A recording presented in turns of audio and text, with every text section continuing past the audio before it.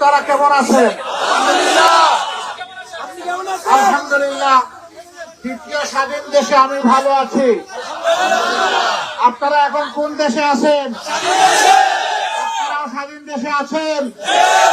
এই স্বাধীনতা এমনি এমনি আসেনি।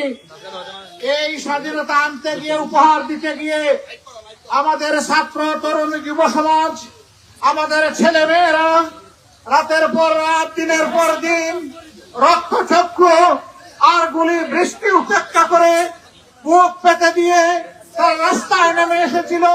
হাজারো প্রাণ তাদের কাছ থেকে কেড়ে নেওয়া হয়েছে।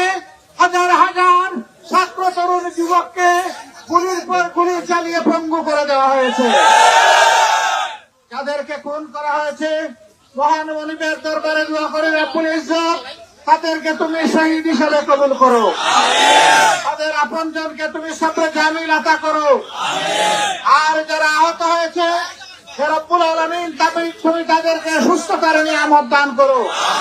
আমরা যারা বেঁচে আছি, অক্ষত আছি, শহীদদের এই রক্ত, আহত পঙ্গু ভাই বোনদের এই রক্তের মূল্য পরিশোধ করার তৌফিক তুমি আমাদেরকে দান করো। এই বাংলাদেশের বুক থেকে সকল ধরনের জুলুম এবং বেইনসাফি তুমি দূর করে দাও।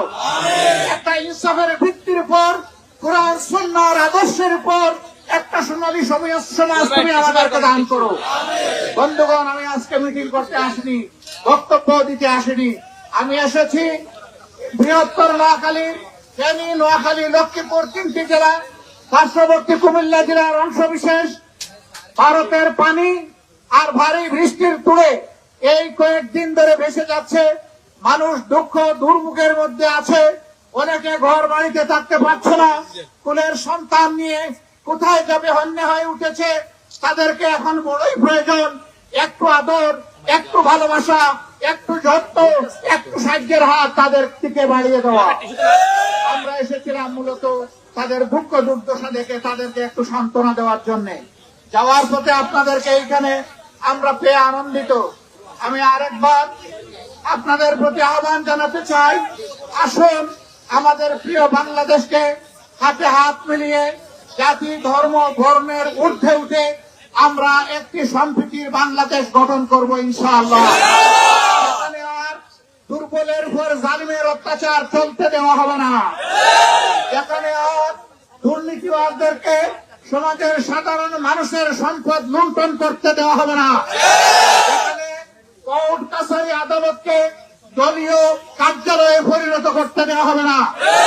সংগ্রামী নোয়াখালীবাসী, আপনাদের মাধ্যমে আমি এই এলাকার সমস্ত জনগণকে, আমার ভাই বোনকে সালাম জানিয়ে, আপনাদের সকলের প্রতি শুভেচ্ছা জানিয়ে, মহান আল্লাহর দরবারে দোয়া করে, রব্বুল আলামিন তুমি তোমার আসমানকে থামাও আর তোমার জমিনকে এই এলাকার মানুষের জন্য তুমি কল্যাণকর করে দাও।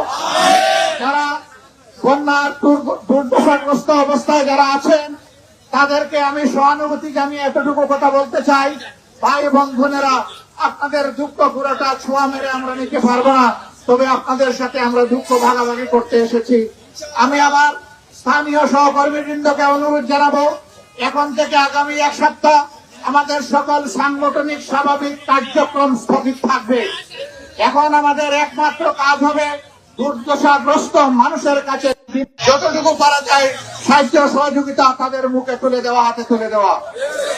আপনাদের সকলের প্রতি আহ্বান জানিয়ে, গোটা দেশবাসীর প্রতি আহ্বান জানিয়ে, পাশাপাশি সরকার এবং বিত্তবানদের প্রতি পতিত মানুষের পাশে দাঁড়ানোর আহ্বান জানিয়ে আমার বক্তব্য এখানে শেষ করছি। আল্লাহ হাফেজ। বাংলাদেশ জিন্দাবাদ। বাংলাদেশ জামাতে ইসলামী জিন্দাবাদ। আসসালামু আলাইকুম ওয়া রাহমাতুল্লাহি ওয়া বারাকাতুহু।